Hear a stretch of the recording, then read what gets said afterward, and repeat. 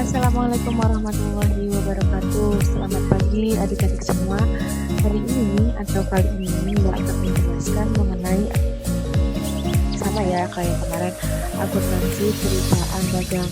Tapi yang hari ini akan kita pelajari itu mengenai persediaan barang dagang dan akun-akun pada akuntansi perusahaan dagang.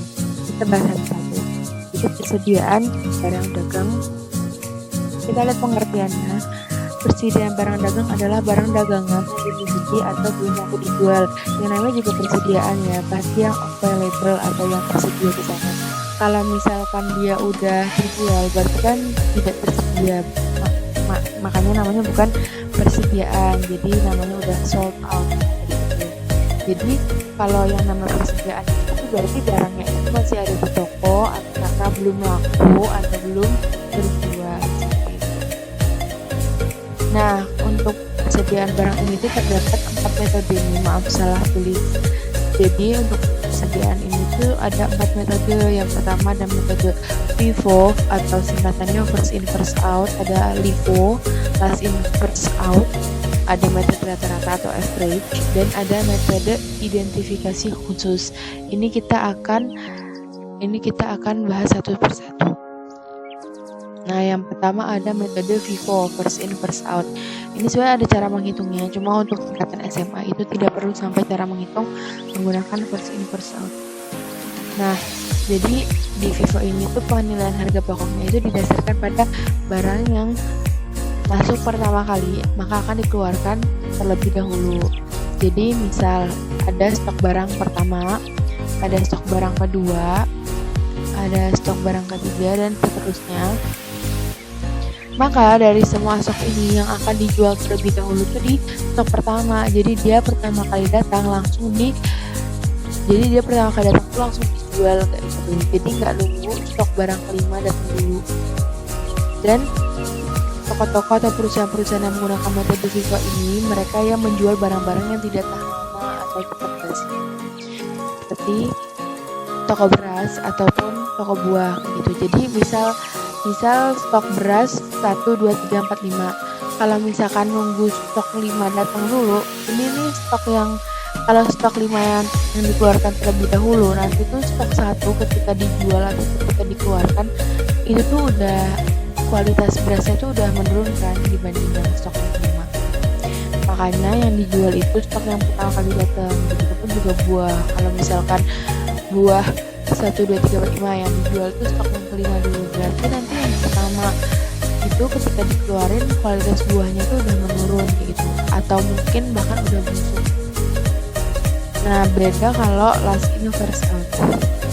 Kalau last in first out itu harga pokoknya tuh didasarkan pada yang masuk terakhir, maka akan dikeluarkan terlebih dahulu. Jadi misal ada 5 stok barang seperti tadi.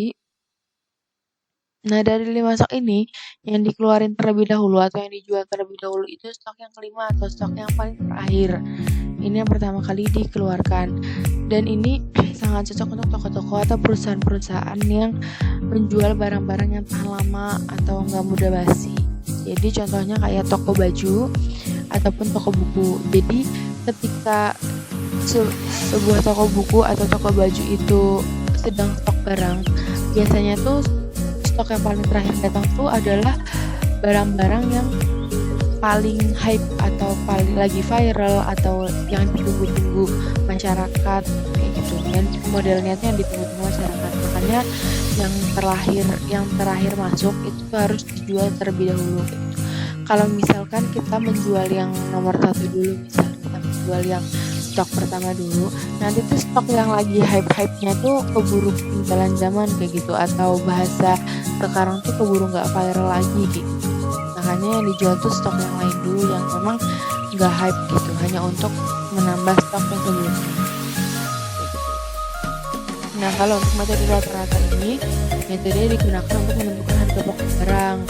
Jadi dia hanya untuk menentukan harga pokok. Jadi misal satu barang ini rata-rata tuh harganya berapa, nah itu digunakan metode rata-rata. Jadi digunakan dipatok harganya, harga pada umumnya lah biasanya tuh berapa. Misal biasanya baju buku itu tuh sekitar harga 60 ribuan. Nah, berarti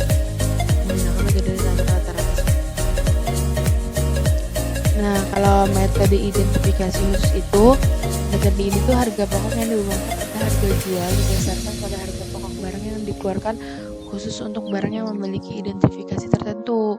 Jadi kalau metode identifikasi itu metode penetapan harga yang digunakan untuk barang-barang yang langka gitu loh. Jadi kayak mobil tertentu atau pesawat digunakan. Nah, makanya di sini ada tulisannya metode ini tuh cocok untuk barang yang nilai satuannya tinggi dan jumlahnya tidak banyak. Karena kan kalau orang yang mobil itu kan nggak mungkin sampai 1000 ya. Paling tuh paling mentok tuh ya 50-an lah. Begitupun ketika orang nyetok pesawat gitu, nggak mungkin kan orang nyetok pesawat sampai ratusan gitu. Paling ya 2 sampai 3. Jadi mudah gitu loh menggunakan metode identifikasi khusus. Jadi ketika mobil itu datang atau ketika pesawat itu datang, nah digunakan metode itu dicatat di saat dia datang dan bisa ditetapkan harganya. Ketika mobil mau dijual, ini harga berapa ratus juta dan lain-lain. Nah, terus ini kita masuk sebuah baru, yaitu mengenai akun-akun pada perusahaan dagang. Secara umum itu akuntansi perusahaan dagang itu nggak beda sama akuntansi perusahaan jasa, tapi di akun-akun perusahaan dagang itu ada transaksi dari akun khusus yang berkaitan dengan transaksi pembelian dan penjualan barang dagangan. Jadi kalau misalkan kalau bahasa lainnya tuh kalau akuntansi perusahaan jasa tuh agak lebih simpel. Nah, sedangkan kalau akuntansi perusahaan dagang tuh agak lebih ribet aja. Jadi ini kita punya beberapa akun, yaitu akun pembelian, persediaan. Kalau pembelian sama persediaan itu tuh udah ada ya. Baru itu kayak akun retur pembelian atau retur itu juga mana ada ya.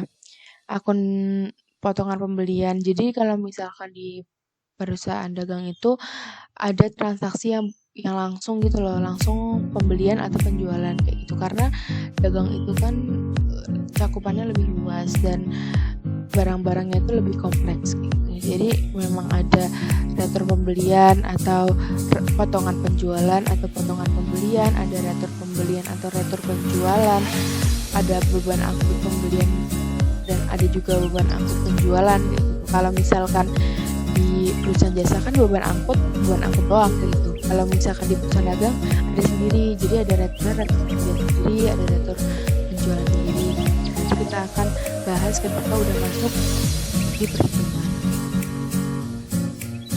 Nah, terima kasih, sekian dari Mbak. Jika ada yang kurang paham bisa langsung ditanyakan di grup. Kurang lebihnya mohon maaf. Wassalamualaikum warahmatullahi wabarakatuh.